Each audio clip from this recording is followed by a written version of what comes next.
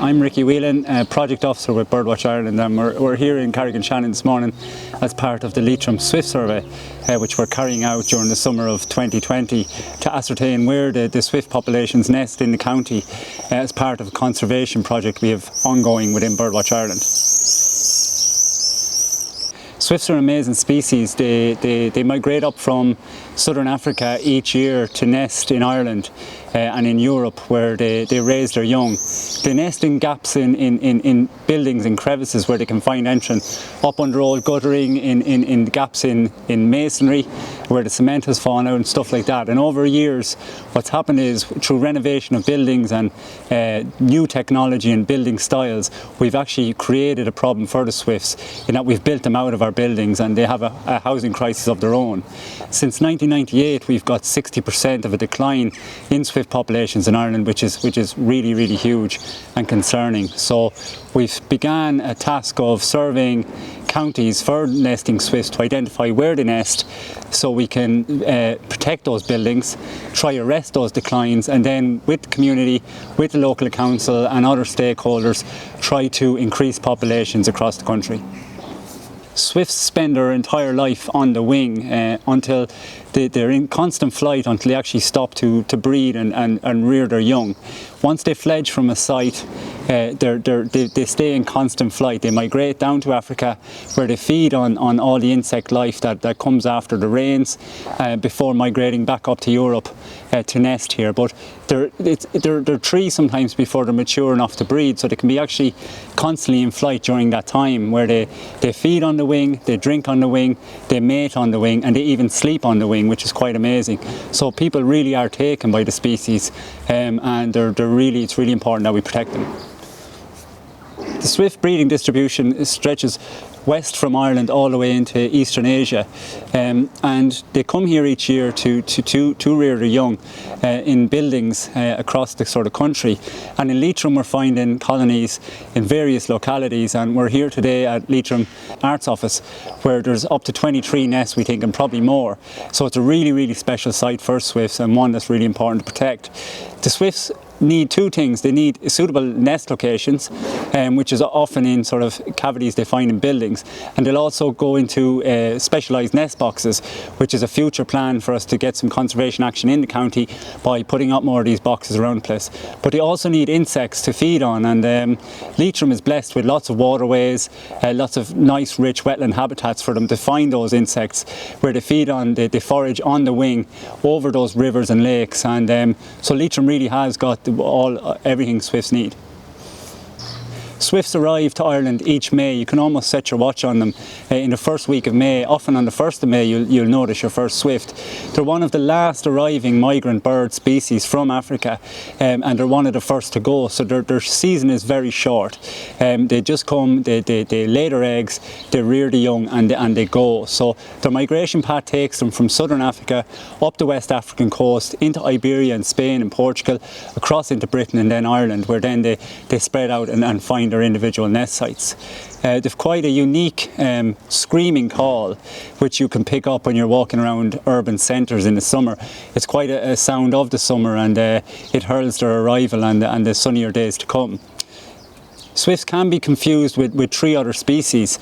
The swallow, which we're all familiar with, often nesting in our turf sheds, with a little half-cup mud nest, and you'll often see the chicks stick their head out over when they become mature. The swallow, however, has a white chest and breast and a long forked tail and a red chin, and lots of people will be familiar with those. But silhouetted against the summer sky and all zooming around at speed, they can look quite similar, so people do confuse them.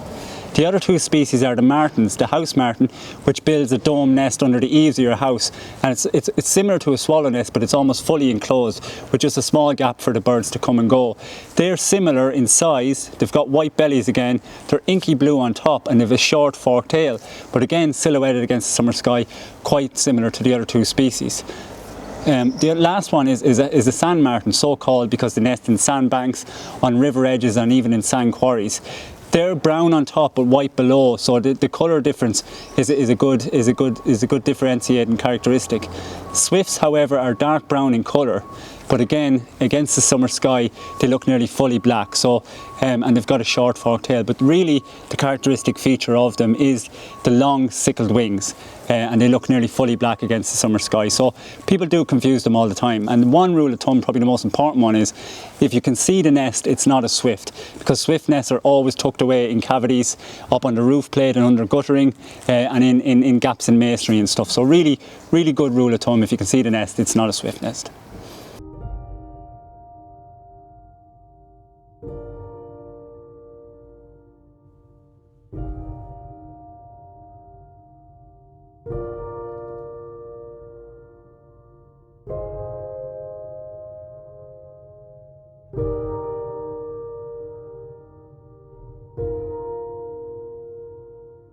So my name's Annie Birksall. I'm the Swift surveyor for County Leitrim this year, and we're doing a survey to record all the nests within the county. So we started out with all the towns and villages, which we've now reduced to a list of 11 localities. Basically, you're looking for them aerially. You know, you're looking to see if you can see them flying around like this, and if you can see them screaming at rooftop level. And then when you go back, you're more almost doing a building survey to start with. So you're looking for buildings that are suitable, and then you put the hours in at those buildings to see if you can see the swifts there. And buildings like this with the exposed rafters are excellent. There seems to be quite a lot of those in Leitrim compared to certainly Sligo last year. There's quite a lot of buildings like that with that sort of architectural design in both Carrick and Drumshambo, and every one of them so far has swifts in it. It's so suitable for them. You have to be very patient, because they sort of, once the juveniles start coming around, they like to tease you a lot, so they'll fly to a nest site and fly away from it, and fly to a nest site and fly away from it, because they're not actually nesting, so they aren't going into the nest sites. They're looking for new nest sites for next year and the year after, and they'll bang off the wall. They'll actually hit straight into the wall and then just fall away off the wall, and that it can get quite confusing at that time of the year when they're there, which is a nest site and which is a potential nest site. So you have to put the hours in and wait and make sure that the birds are actually going in and staying in the nest holes long enough to be feeding chicks. Even when they're up in a flock up in the sky, it's very hard to count them, because they move so fast and they're very much swirling round and whirring round in like a swarm almost. They're almost like a swarm of bees when they get going up high. And as for counting them when they come into the nest sites, the speed of them, it's nearly impossible. So we take photographs of every single nest site, which then goes into the report. So it's very tedious work, really, to get each nest site logged down so that it can be protected, because if there's any change at all to that crevice or hole in the wall that they're going into, they might not be able to get into it next year, because they go to exactly the same spot. So, you know, it has to be very, very well looked after. It's very difficult to get them to go back to a nest site once there's been any change at all made. You know, even if work's been done and the nest site entrance is moved even just an inch one way or the other, you'll see the birds going to the same place on the wall, even if the hole isn't there anymore. At St Patrick's Hospital outside Carrick and Shannon, and you can see the building behind me. It's quite suitable for swifts, and there's a nice colony on the campus here between a couple of the buildings.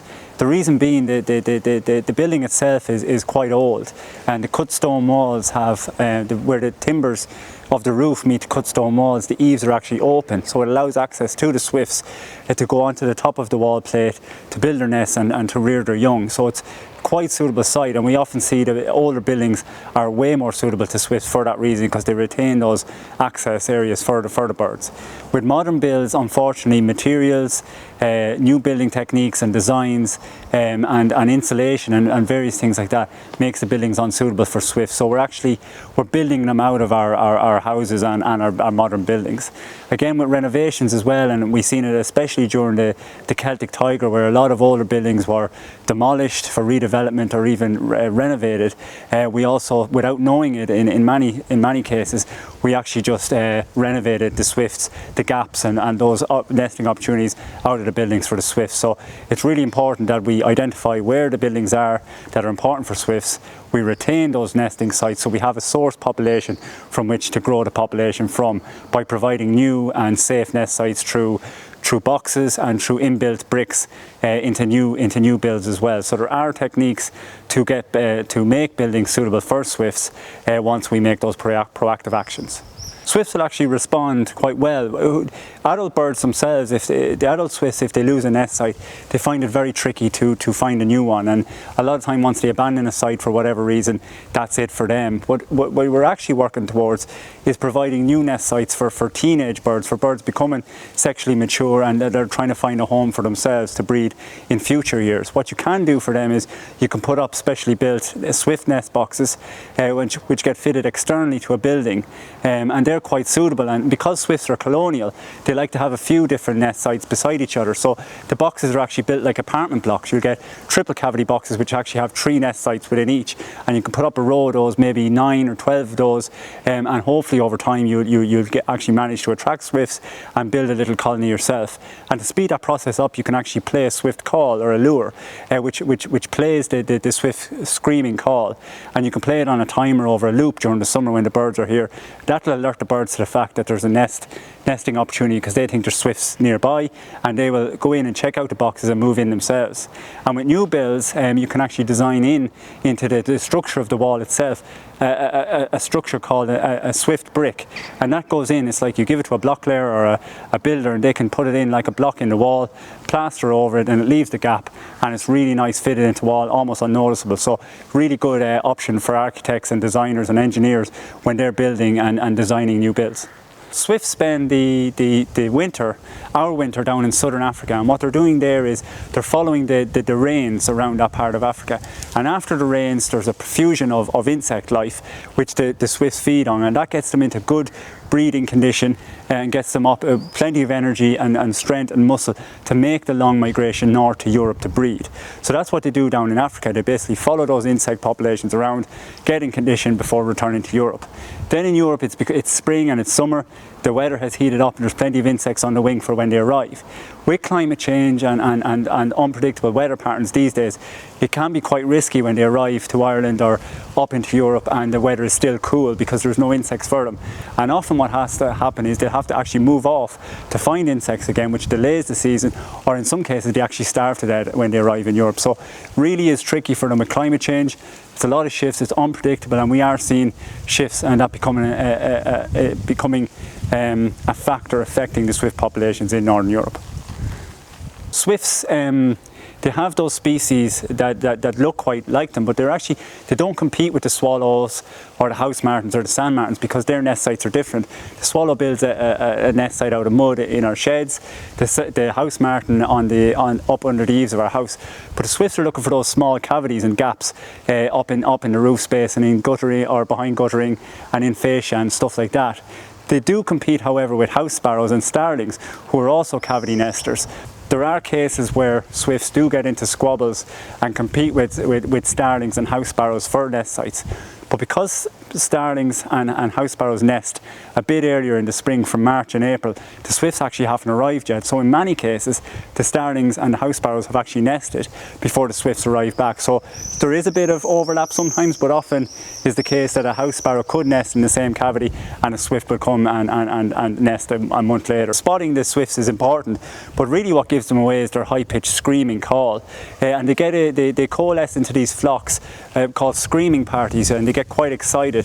And often it's a really good indication when swifts are flying at roof height and you hear those screaming flocks that you're really close to a colony. So if you hear those screaming swifts, keep an eye out, because you're probably quite close to a breeding colony.